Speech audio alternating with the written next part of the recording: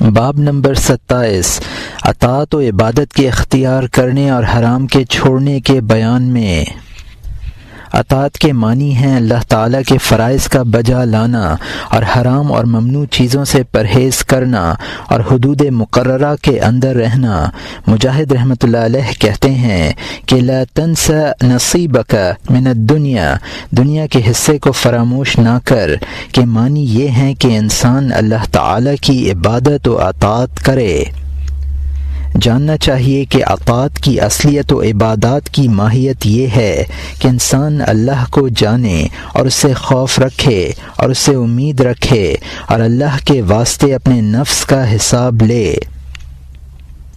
جس بندے میں یہ اوصاف نہیں ہیں وہ ایمان کی حقیقت سے نا واقف ہے، کیونکہ جب تک اللہ کی ذات کا علم نہ ہو اور اس کے وجود کا ایمان نہ ہو اور یہ اعتقاد نہ ہو کہ وہ خالق ہے، عالم ہے، قادر ہے، کسی کا علم اس کو محیط نہیں ہے اور کسی کے وہم و خیال میں نہیں آ سکتا اور اس کی مانند کوئی چیز نہیں ہے، تب تک اطاعت درست نہیں ہو سکتی۔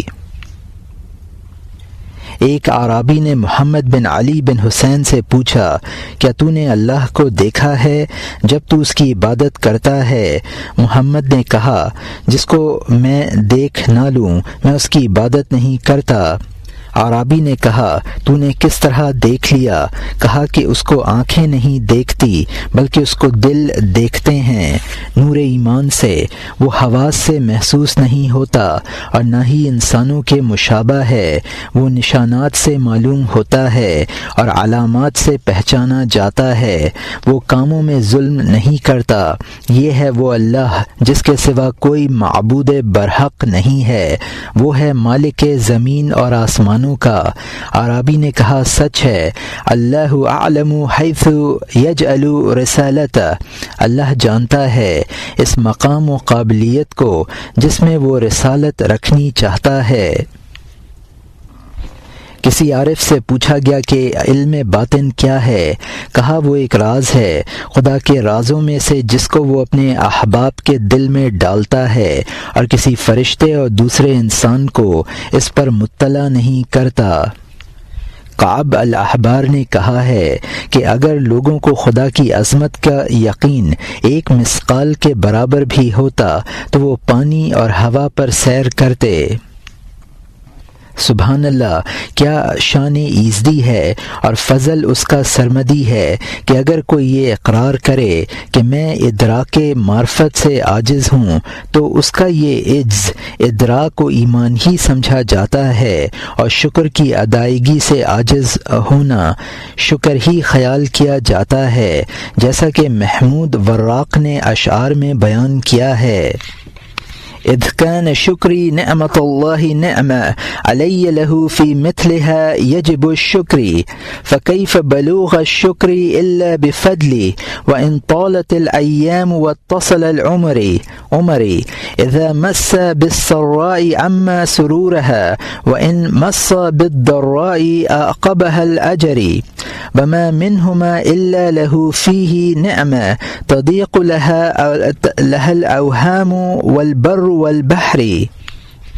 جب نعمتوں کا شکر کرنا بھی نعمت ہے تو پھر اس نعمت کا شکر واجب ہوتا ہے، بس اس حال میں جب نعمت کا سلسلہ غیر متناہی ہوگا تو شکر کیوں ادا ہو سکتا ہے، اگرچہ تمام زمانہ اور ساری عمر شکر کرتے رہیں۔ ہاں، وہ اپنے فضل سے بیڑا پار کر دے تو بجا ہے، جب خوشی پہنچاتا ہے تو اس کا شکر واجب ہوتا ہے اور جب تکلیف پہنچتی ہے تو اس کا اجر ملتا ہے۔ بس ہر ایک حال میں خواہ رنج ہو یا راحت اس کی نعمت موجود ہوتی ہے، جس کا شکریہ وہم و خیال و خشکی و تری میں نہیں سما سکتا۔ خلاصہ یہ ہے کہ اس کی نعمتوں کا شکریہ ادا نہیں ہو سکتا۔ جب یہ علم یقینی ہو جائے کہ اللہ ہمارا رب اور پالنے والا ہے تو پھر دل خود مان لیتا ہے کہ ہم اس کے بندے ہیں، اور جب یہ اعتقاد دل میں راسخ ہو جاتا ہے تو اس کی اطاعت و عبادت کو واجب سمجھتا ہے۔ یہ اعتقاد و ایمان دو قسم کا ہوتا ہے، ظاہر و باطن۔ ظاہر تو زبان سے اور باطن دل و جان سے، اور اصلی اور حقیقی ایمان دل و جان ہی سے ہے، اور اس ایمان کے بھی مدارج مختلف و متفاوت ہیں۔ جس قدر کسی کے دل میں اخلاص و محبت الہی زیادہ ہوتی ہے، اسی قدر اس کا ایمان زیادہ ہوتا ہے۔ جس قدر اس کے احکام کی پابندی اور رضامندی مستحکم ہوتی ہے اور اس پر توکل ہوتا ہے، اسی قدر ایمان و اعتقاد کا درجہ زیادہ ہوتا ہے۔ اور اخلاص یہ ہے کہ بندہ اپنے اعمال کی جزا خدا سے طلب نہ کرے۔ واللہ خلقکم وما تعملون، اللہ نے تم کو اور تمہارے اعمال کو پیدا کیا ہے، پس اگر بندہ ثواب کی امید اور عذاب کے ڈر کے مارے اطاعت و عبادت کرے تو وہ کامل انسان نہیں ہے، اور اس کی عبادت خالصاً لوجہ اللہ نہیں ہے، کیونکہ وہ اپنے نفس کے واسطے کوشش کرتا ہے۔ رسول اللہ صلی اللہ علیہ وسلم سے روایت ہے، فرمایا کہ برے کتے کی طرح نہ ہو جاؤ جو خوف کے مارے کام کرتا ہے، اور نہ برے مزدور کی مانند ہو جاؤ کہ جب تک مزدوری نہ لے لے کام نہیں کرتا۔ اللہ تعالیٰ فرماتے ہیں وَمِنَ النَّاسِ مَن يَعْبُدُ اللَّهَ عَلَى حَرْفٍ فَإِنْ أَصَابَهُ خیر اطمأن به وإن أصابته فتنة قلب على وجهه خسر الدنيا والآخرة۔ بعض لوگ اپنی خود غرضی کے لیے اللہ کی عبادت کرتے ہیں، اگر اس کی بہتری اور ترقی ہوتی رہے تو مطمئن رہتا ہے، اور اگر کوئی تکلیف پیش آ جائے تو مرتد ہو جاتا ہے اور دین و دنیا کا نقصان اٹھاتا ہے۔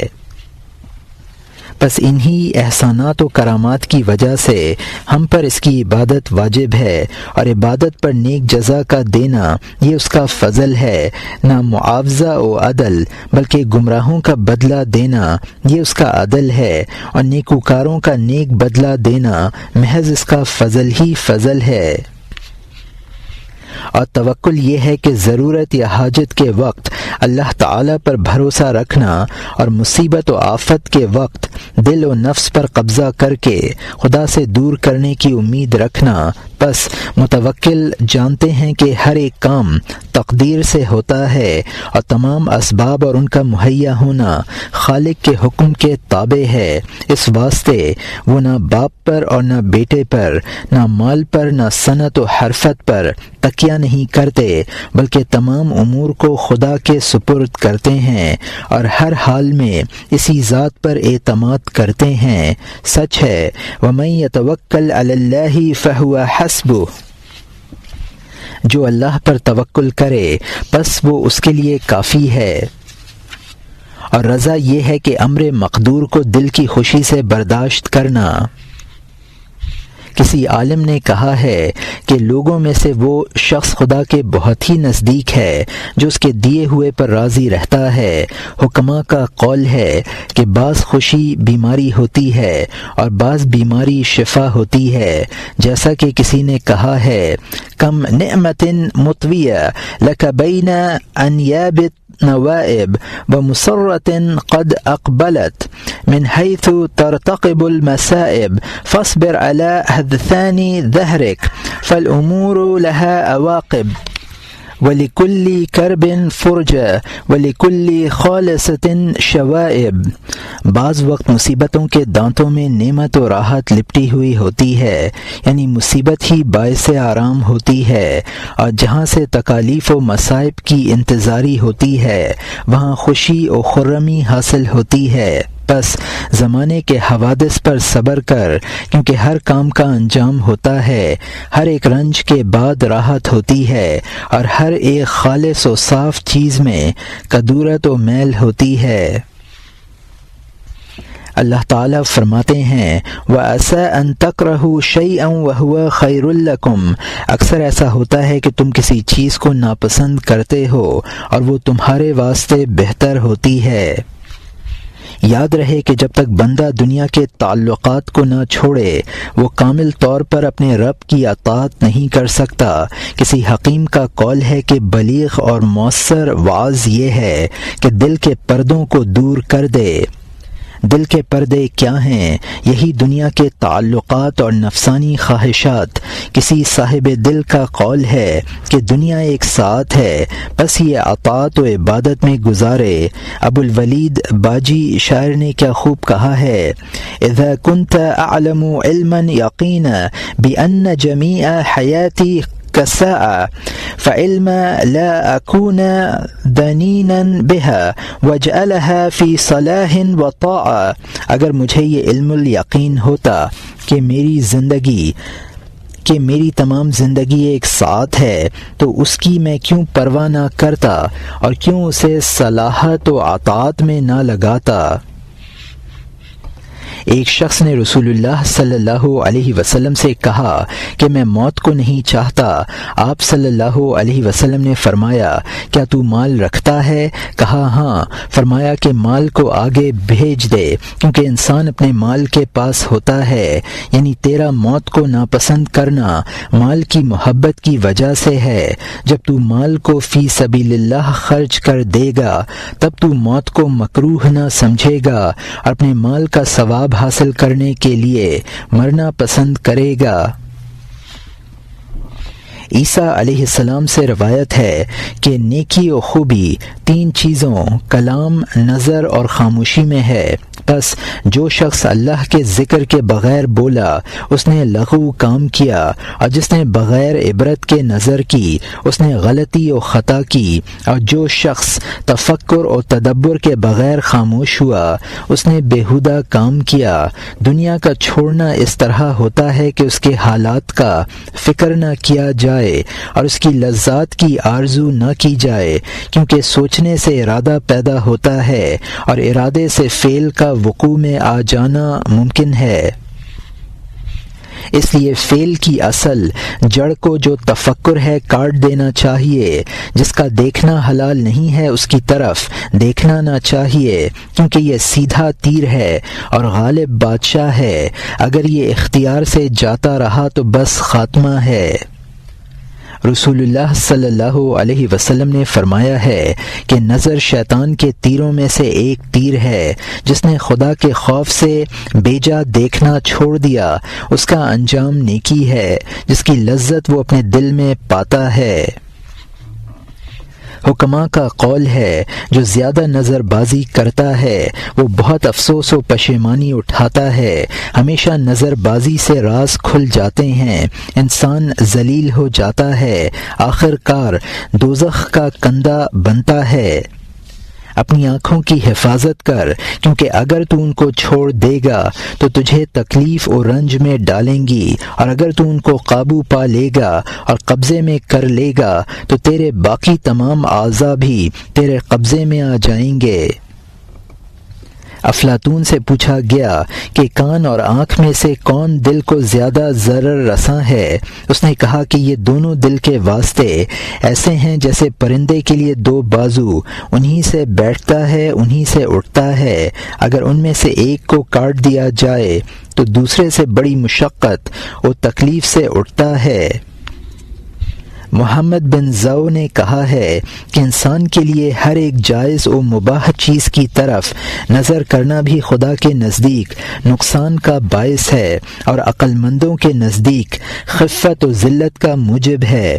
ایک زاہد نے ایک شخص کو دیکھا کہ وہ ایک لونڈے سے ہنس رہا ہے، کہا کہ اے بے عقل، کورے باطن، بے حیا، کیا تو کرامن کاتبین سے حیا نہیں کرتا جو تیرے افعال کی نگرانی کرتے ہیں، تیرے اعمال کو لکھتے ہیں اور تجھے دیکھ رہے ہیں اور تیرے اوپر اس بلا و بےہودگی کی گواہی دیں گے، تو اس وقت ایسا مست ہے کہ تجھے پرواہ نہیں ہے کہ تیرے سر پر کون کھڑا ہے اور نہیں جانتا کہ لوگ تجھے دیکھ رہے ہیں۔ حضرت علی کرم اللہ وجہہ کا قول ہے کہ آنکھیں شیطان کا جال ہیں اور آنکھ سب اعضاء سے جلدی نفوذ کرتی ہے اور سب سے زیادہ تیز رفتار ہے۔ بس جس نے اپنے اعضاء کو رب کی اطاعت و عبادت میں لگایا وہ اپنی مراد کو پہنچا، اور جس نے اپنے اعضاء کو ان کی لذات میں مصروف کیا وہ محروم و نا امید رہا۔ عبداللہ بن مبارک رحمۃ اللہ علیہ نے کہا ہے کہ اصل ایمان یہ ہے کہ جو کچھ رسول اللہ صلی اللہ علیہ وسلم اللہ کی طرف سے لائے ہیں اس کی تصدیق کی جائے، پس جس نے قرآن کو سچا سمجھا اس کی محنت ٹھکانے لگی اور ہمیشہ دوزخ میں رہنے سے نجات پا گیا، اور جس نے محارم سے پرہیز کیا اس کی توبہ قبول ہوئی، اور جس نے حلال کی کمائی سے روٹی کھائی وہ پرہیزگار ہے، اور جس نے فرائض کو ادا کیا اور زبان سے سچ بولا وہ ہلاکتوں سے بچ گیا، اور جس نے ظلم کی چیزوں کو واپس کر دیا وہ قصاص اور بدلہ لیے جانے سے نجات پا گیا، اور جس نے تمام سنن نبی صلی اللہ علیہ وسلم پر عمل کیا اس کے اعمال پاک ہو گئے، اور جس نے اخلاص سے عبادت کی اس کے اعمال قبول ہو گئے۔ حضرت ابو درداء رضی اللہ عنہ نے رسول اللہ صلی اللہ علیہ وسلم سے کہا، یا رسول اللہ صلی اللہ علیہ وسلم مجھے کوئی نصیحت کیجیے۔ فرمایا کہ پاک کمائی کر اور نیک عمل کر، اور آج کا رزق اللہ ہی سے آج ہی مانگ لے، اور اپنے آپ کو مرا ہوا خیال کر اور خود پسندی و عجب سے پرہیز کر کہ یہ سب آفتوں سے بڑی ہے اور سب سے زیادہ عملوں کو تباہ کرنے والی ہے۔ گویا ایسا شخص اپنے اعمال سے خدا پر احسان جتلاتا ہے اور نہیں جانتا کہ اس کا عمل قبول بھی ہوا ہے کہ نہیں۔ جو گناہ فروتنی و انکساری کے ساتھ ہو وہ اس اطاعت و عبادت سے اچھا ہے جو خود پسندی اور تکبر سے ہو، اور ریاکاری سے بھی پرہیز کرنا چاہیے، ورنہ اعمال کا نتیجہ بد نکلے گا، جیسا کہ اللہ تعالی نے فرمایا ہے وَبَدَلَهُم مِّنَ اللَّهِ مَا لَمْ يَكُونُوا يَحْتَسِبُونَ، ان کو خدا کی طرف سے وہ بدلہ ملا جس کا ان کو شان و گمان بھی نہ تھا، یعنی ریاکاری سے جو انہوں نے نیک کام کیے ہوئے تھے وہ قیامت کے روز تمام بدیاں ہوں گی۔ بعض بزرگ جب اس آیت کو پڑھا کرتے تو کہتے خانہ خراب ریاکاروں کا وَلَا يُشْرِكْ بِعِبَادَةِ رَبِّهِ أَحَدًا، اپنے رب کی عبادت میں کسی کو شریک نہ کرے۔ بعض سلف نے اس کا مطلب یہ سمجھا ہے کہ ریاکاری نہ کرے۔ ابن مسعود رضی اللہ عنہ سے روایت کرتے ہیں کہ سب سے آخر آیت قرآن میں یہ نازل ہوئی وَاتَّقُوا يَوْمًا تُرْجَعُونَ فِيهِ إِلَى اللَّهِ ثُمَّ تَوَفَّى كُلُّ نَفْسٍ مَا كَسَبَتْ وَهُمْ لَا يُظْلَمُونَ، اس روز سے ڈرو کہ تم اللہ کی طرف رجوع کیے جاؤ گے، پھر ہر ایک کو اس کے اعمال کا پورا پورا معاوضہ ملے گا اور کسی پر ظلم نہ کیا جائے گا۔ محمد بن بشیر نے کیا اچھا کہا ہے، مدى أمسك الأدنى شهيدا معدلا ويومك هذا بالفعال شهيد فإن تكو بالأمس افترفت إساءت فتن بإحسان وأنت حميد ولا ترجي فعل الخير منك إلى غد لعل غدا ياتي وأنت نقيد، کل تو تیرے لیے عادل گواہ ہو کر گزر گیا اور آج تیرے افعال کی نگرانی کے لیے حاضر ہے، اگر تو نے کل کوئی گناہ کیا تھا تو آج نیکی کر لے، تیری تعریف ہوگی، اور یہ امید نہ رکھ کہ کل کو کوئی نیکی کر لوں گا، ممکن ہے کہ کل تو آ جائے اور تو مفقود ہو جائے۔ کسی اور نے کہا ہے تُعْجِلُ الذَّنْبَ بِمَا تَشْتَهِي وَتَأَمَّلُ التَّوْبَةَ فِي تَابِلٍ وَالْمَوْتُ يَأْتِي بَعْدَ ذَا غَفْلَةٍ مَا ذَاكَ فِعْلَ الْحَازِمِ الْعَاقِلِ، گناہوں میں تو جلدی کرتا ہے اور توبہ کو آئندہ پر چھوڑتا ہے، دیکھنا موت ناگہاں آ جائے گی، یہ عقل مند ہوشیار کا کام نہیں۔ داؤد علیہ السلام نے سلمان علیہ السلام سے کہا کہ مومن کی پرہیزگاری 3 باتوں سے معلوم کرو، توکل، رضا اور صبر سے۔ کسی حکیم کا قول ہے کہ جس نے مصیبت پر صبر کیا اس نے وفاداری کا مرتبہ حاصل کیا۔ کسی شاعر نے کہا ہے عليك بالصبر إن تأتيك نائبة من الزمان ولا تركن إلى الجزع وإن تعرضت الدنيا بزينتها فالصبر عنها دليل الخير والورع، فجاهد النفس قصرا فيها أبدا تلقي الذي ترتحيه غير ممتنع. اگر زمانے سے تجھ پر کوئی مصیبت آئے تو صبر کر اور جزا فضا نہ کر. اگر دنیا اپنی زیب و زینت سے بن ٹھن کر بھی تیرے پاس آئے تو اس کو چھوڑنا ہی نیکوکاری اور پرہیزگاری کی دلیل ہے. نفس سے ہمیشہ جبراً جہاد کرتا رہ، بغیر کسی وقت کے، بغیر کسی دقت کے تیری تمام مرادیں امیدیں پوری ہوتی جائیں گی.